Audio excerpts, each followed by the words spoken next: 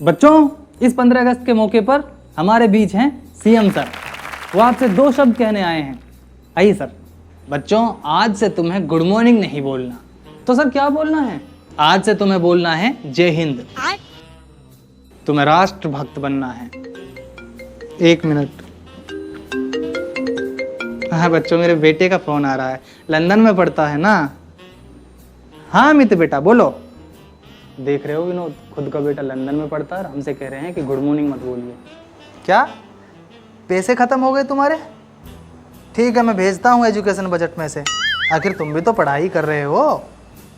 Okay okay. जी हाँ, हरियाणा सरकार ने एक नया फरमान जारी किया है जिसमें कहा गया है कि बच्चों से अब गुड मॉर्निंग की जगह जय हिंद बुलवाया जाए। और इसमें टीचर्स को ये निर्देश दिए गए हैं कि ये 15 अगस्त से पहले स्टार्ट कर दिया जाए। और इसके पीछे सरकार का तर्क ये रहा है कि इससे बच्चों में देश के प्रति सम्मान बढ़ेगा। अब दोस्तों, ये जग जाहिर है कि जब भी सरकारों में देश के प्रति ये प्रेम उमड़ के आता है तो ये देखने को मिलता है कि सरकारें कुछ छुपाना चाहती हैं। अब यहाँ पे देखने वाली बात ये रहेगी कि हरियाणा सरकार क्या छुपा रही है। इसी सवाल के जवाब की खोज में जब हमने देखा तो ये पाया कि हरियाणा में 19 सरकारी स्कूल ऐसे हैं जिनमें एक भी बच्चे ने एडमिशन नहीं लिया। 3148 सरकारी स्कूलों में छात्रों की संख्या 50 से कम है। राज्य में प्राथमिक स्कूलों में से 35.43% स्टूडेंट टीचर रेशियो है, जो बेहद खराब माना जाता है। क्योंकि राइट टू एजुकेशन एक्ट 2009 के अनुसार प्राइमरी लेवल पर कम से कम 30 बच्चों पर एक टीचर होना चाहिए, यानी कि टीचर स्टूडेंट रेशियो हो जाएगा 30:1। और इस खराब टीचर स्टूडेंट रेशियो का कारण है टीचर्स की वैकेंसी को नहीं भरा जाना। फरवरी 2024 में खुद हरियाणा सरकार द्वारा पंजाब और हरियाणा हाई कोर्ट में प्रस्तुत एक रिपोर्ट के थ्रू पता चला है कि हरियाणा के स्कूलों में टीजीटी के 16,537 पद और पीजीटी के 11,341 पदों सहित शिक्षकों के लगभग 28,000 पद खाली पड़े हैं। इसके अलावा राज्य के स्कूल एक्स्ट्रा क्लासेस के अपने लक्ष्य से 18% पीछे हैं। लड़के और लड़कियों के लिए शौचालय रेस्पेक्टिवली 1% और 1.8% कम है। स्मार्ट क्लासेस भी आवश्यकता से 1.4% कम है। इंटीग्रेटेड साइंस लैब जो जरूरत से 50.69% कम है और स्किल एजुकेशन लैब 13% कम है। तो साफ जाहिर है दोस्तों, सरकार का जो ये जबरदस्ती वाला सो कॉल्ड देश प्रेम है, सरकार अपनी इसी नाकामी को देशभक्ति के पर्दे के पीछे डालना चाहती है। ये गड़बड़ है बाबा। बीते हफ्ते HRW यानी ह्यूमन राइट्स वॉच की एक रिपोर्ट सामने आई और इसमें बहुत चौंकाने वाले तथ्य सामने आए। इस रिपोर्ट में बताया गया है कि 2024 में लोकसभा चुनाव के दौरान आदर्श आचार संहिता लगने के बावजूद प्रधानमंत्री नरेंद्र मोदी ने अपने दिए गए 173 बयानों में से 110 बयानों में मुस्लिम विरोधी टिप्पणियां की। रिपोर्ट के मुताबिक मोदी के इस दुष्प्रचार की वजह से बहुसंख्यक हिंदू समुदाय में एक डर पैदा हुआ, जिसकी वजह से चुनाव के बाद धार्मिक अल्पसंख्यकों पर कम से कम 28 हमले हुए, जिनमें 12 मुस्लिम पुरुषों और 1 ईसाई महिला की मौत हो गई। और रिपोर्ट में यह भी कहा गया है कि भारत के चुनाव आयोग ने आदर्श आचार संहिता के वोलेशन पर इनफ कार्रवाई नहीं की। रिपोर्ट के मुताबिक आयोग को यह पता था कि मोदी जी ने नियमों का वोलेशन किया है।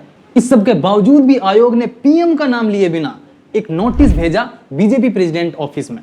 इलेक्शन कमीशन सर, इस रिपोर्ट में लिखा है कि मिस्टर एक्स ने बार बार आचार संहिता का उल्लंघन किया है, तो आपने एक्शन क्यों नहीं लिया? नहीं, पाऊ पाऊ के खिलाफ एक्शन नहीं। लेकिन सर क्यों? कौन है मिस्टर एक्स? कौन है आपके पाऊ पाऊ? सर बताइए ना।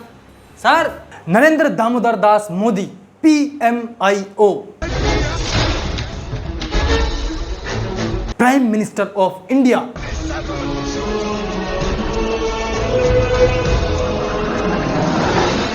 बैच नंबर 2002, PM नंबर 14 इन 2014।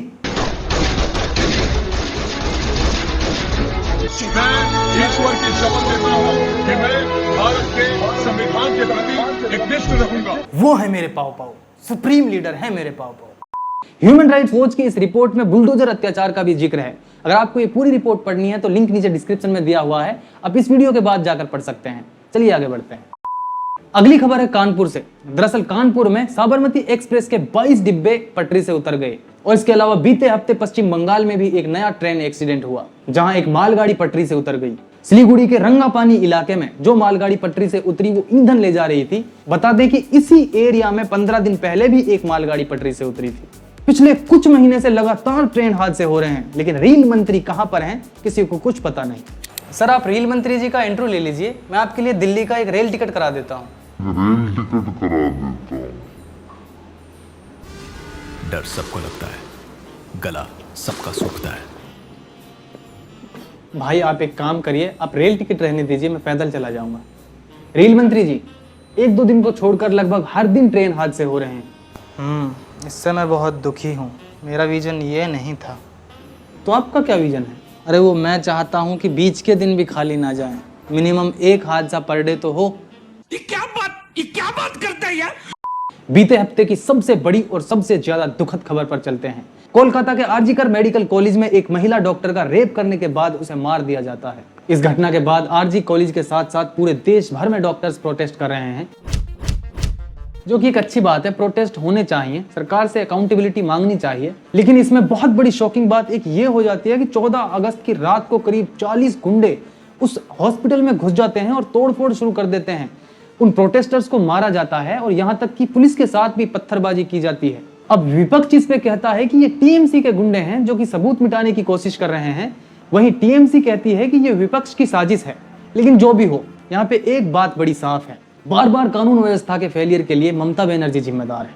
यहाँ एक के बाद एक रेप के केसेस सामने आ रहे हैं और सबसे बड़ा सवाल ये उठ रहा है कि आखिर देश भर में महिलाएं सुरक्षित क्यों नहीं हैं? लोग यहाँ पर कहते हैं कि ऐसे बलात्कारियों को फांसी दे देनी चाहिए, लेकिन असल में इनके साथ क्या होता है आप ये देखिए। बिल्किस बानो के बलात्कारियों को फूल मालाओं से स्वागत होता है। गुरप्रीत राम रहीम को बार बार बेल दी जाती है ताकि चुनाव में इनका फायदा उठाया जा सके। ब्रजभूषण जैसे नेताओं को कोई छू तक नहीं पाता और सरकारें भी इनको खुलेआम सपोर्ट करती है। लेकिन यहाँ पे दुख इस बात का भी है कि हम भी न्याय की लड़ाई सिर्फ 1-2 हफ्ते तक लड़ते हैं, फिर भूल जाते हैं। फिर देश भर में कोई ऐसी घटना, बड़ी घटना होती है जो पूरे देश को झंझोर कर रख देती है, तो हम फिर ऐसे ही विरोध करते हैं, प्रदर्शन करते हैं। लेकिन मामला ठंडा होने के बाद हम भी भूल जाते हैं। लेकिन फिर से कोई घटना होती है तो हम फिर से यही पैटर्न अपनाते हैं। चलिए अगली सेगमेंट की ओर और देखते हैं गोदी मीडिया मूवमेंट्स। सबसे पहले आप ये वीडियो देखिए। कुछ देर पहले मुठभेड़ शुरू हुई है और देखिए किस तरीके से उस ऑपरेशन वाली जगह पे जम्मू कश्मीर पुलिस की स्पेशल ऑपरेशन ग्रुप की टीम जो है वो जा रही है और हम भी ग्राउंड जीरो पे आज आपको बताएंगे कि आखिर घने जंगलों में आतंकियों के साथ ऑपरेशन होता कैसे है और कैसे मुठभेड़ को अंजाम दिया जाता है। आपको बता दें कि हम ग्राउंड जीरो पर जाएंगे और आपको बताएंगे कि किस तरीके से आतंकियों के साथ इसमें अंबानी के चैनल न्यूज 18 इंडिया की ये न्यूज एंकर जम्मू कश्मीर के एक स्पेशल ऑपरेशन की एक पुलिस वैन में चढ़ जाती है। जवान इसे हटाने का प्रयास कर रहा है, लेकिन मीडिया इतनी ढीठ हो चुकी है कि बार बार गाली खाने पर और ऐसे हटाने से भी नहीं हट रही। अब सवाल यहाँ पर यह उठता है कि जहां आतंकी हमले हो रहे हैं, जवान मारे जा रहे हैं, वहां किसके इशारे पर यह नौटंकी हो रही है? क्योंकि बिना ऊपर के आदेश के ऐसी नौटंकी संभव नहीं। तो क्या इनकी टीआरपी देश के जवानों की जान से ज्यादा कीमती है? शर्म करो शर्म। खैर आगे बढ़ते हैं इंटरनेशनल बकेती की तरफ। गुजरात में एक स्कूल के बच्चों को सावरकर के फोटो वाली एक टी शर्ट पहना दी।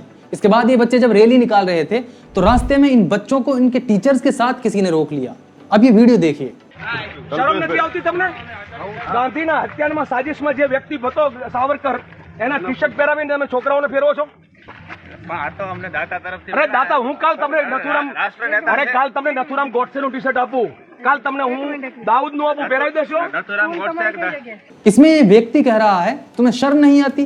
ये सावरकर जो बापू की हत्या में शामिल था, खुद सरदार पटेल ने यह कहा था कि ये शख्स बापू की हत्या में शामिल था। तुमने उसकी फोटो वाली टी शर्ट इन बच्चों को पहना दी। आज तुमने सावरकर के फोटो वाली टी शर्ट बच्चों को पहनाई है, कल को तुम दाऊद के फोटो वाली टी शर्ट बच्चों को पहना देंगे। एक्चुअली मुझे तो लगता है कि ये टीचर सावरकर के फैन हैं, इसलिए इनसे मेरी एक सलाह है कि माफीनामा लिखो और निकल लो। Emotional damn it. अगली बकेती के लिए नरेंद्र मोदी जी का ये वीडियो देखिए। 1857 के स्वतंत्र संग्राम के पहले भी अंग्रेजों के नाक को दम करने वाला हमारा देश का एक आदिवासी युवक था। 20-22 साल की उम्र में उसने अंग्रेजों के नाक को दम ला दिया था, जिसको आज भगवान बिरसा मुंडा के रूप में लोग पूजा करते हैं। इसमें नरेंद्र मोदी जी 15 अगस्त के मौके पर नवंबर में आने वाली भगवान बिरसा मुंडा की 150वीं जयंती मनाने की बात कर रहे हैं। इसमें मोदी जी कह रहे हैं कि भगवान बिरसा मुंडा ने 1857 की क्रांति से पहले ही अंग्रेजों की नाक में दम कर दिया था। लेकिन जिस भगवान बिरसा मुंडा को मोदी जी ने 1857 की क्रांति में शामिल कर दिया, उनका जन्म ही 1875 में हुआ था। नो डाउट भगवान बिरसा मुंडा का देश की आजादी के लिए बहुत बड़ा योगदान रहा। लेकिन मोदी जी, आप हिस्ट्री के प्रोफेसर ना मत बनिए प्लीज। इस सज्जन को क्या तकलीफ है भाई? चलिए अब कुछ अच्छी खबरें देख लेते हैं। Good news. बीते हफ्ते अच्छी खबर निकल कर आई जब चुनाव आयोग ने जम्मू कश्मीर में विधानसभा चुनाव के लिए तारीख का ऐलान कर दिया। ये चुनाव 3 चरणों में होंगे। 18 सितंबर, 25 सितंबर और 1 अक्टूबर को मतदान होगा और 4 अक्टूबर को मतगणना होगी। अब आप सोच रहे होंगे कि चुनाव का होना अच्छी खबर कैसे हो सकती है। जम्मू कश्मीर में चुनाव का होना अच्छी खबर इसलिए है क्योंकि पिछले 10 सालों में जम्मू कश्मीर में चुनाव नहीं हुए। पिछली बार जब चुनाव हुए थे वो 2014 में हुए थे। इस 2014 वाले चुनाव में कोई भी पार्टी बहुमत हासिल नहीं कर पाई थी। इसमें पीडीए ने सबसे ज्यादा 28 सीटें जीती थी, बीजेपी ने 25 सीटें जीती थी, जबकि नेशनल कॉन्फ्रेंस ने 15 सीटें और कांग्रेस ने 12 सीटें जीती थी। इसमें महबूबा मुफ्ती ने बीजेपी के साथ गठबंधन करके सरकार तो बना ली थी, लेकिन दोनों पार्टियों में मतभेद होने के चलते ये सरकार 5 साल भी नहीं टिकी और 19 जून 2018 को महबूबा मुफ्ती ने इस्तीफा दे दिया था। मुफ्ती का सरकार गिराने के बाद से ही राज्य में अब तक चुनाव नहीं हुए और उपराज्यपाल का शासन लगा दिया गया था। इसके बाद जब 5 अगस्त 2019 में केंद्र सरकार ने जम्मू कश्मीर में 370 और विशेष राज्य का दर्जा खत्म किया, राज्य में लॉकडाउन और कर्फ्यू लगा दिया, टेलीफोन नेटवर्क और इंटरनेट सेवाएं बंद कर दी गई और राजनीतिक नेताओं समेत हजारों लोगों को या तो गिरफ्तार कर लिया गया, उन्हें हिरासत में ले लिया गया या फिर नजरबंद कर दिया गया। फिर आर्टिकल 370 हटाए जाने के बाद इसे चुनौती देते हुए सुप्रीम कोर्ट में कई याचिकाएं दायर हुई। इसके बाद अगस्त 2019 में सुप्रीम कोर्ट ने इस मामले को 5 जजों की एक बेंच के पास भेज दिया, जिस पर दिसंबर 2023 में सुप्रीम कोर्ट ने फैसला देते हुए कहा कि जम्मू कश्मीर का विशेष दर्जा खत्म करना सरकार का एक सही फैसला था।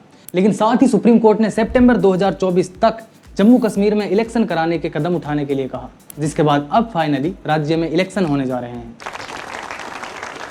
चलिए आखिरी सेगमेंट फैक्ट चेक पर आते हैं। महाराष्ट्र के पूर्व मुख्यमंत्री उद्धव ठाकरे की ये फोटो देखिए। इसमें वो लोकसभा में विपक्ष के नेता राहुल गांधी के सामने झुककर खड़े हैं।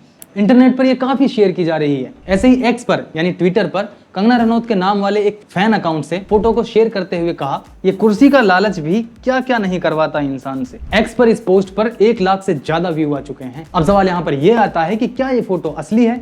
इसका जवाब है नहीं, इस फोटो को एडिट किया जा चुका है। अब हमें ये कैसे पता चला? तो देखो, हमने वायरल फोटो को गूगल लेंस रिसर्च किया, जिसमें हमें टाइम्स नाउ के एक आधिकारिक इंस्टाग्राम हैंडल पर पब्लिश हुई कुछ तस्वीरें मिली।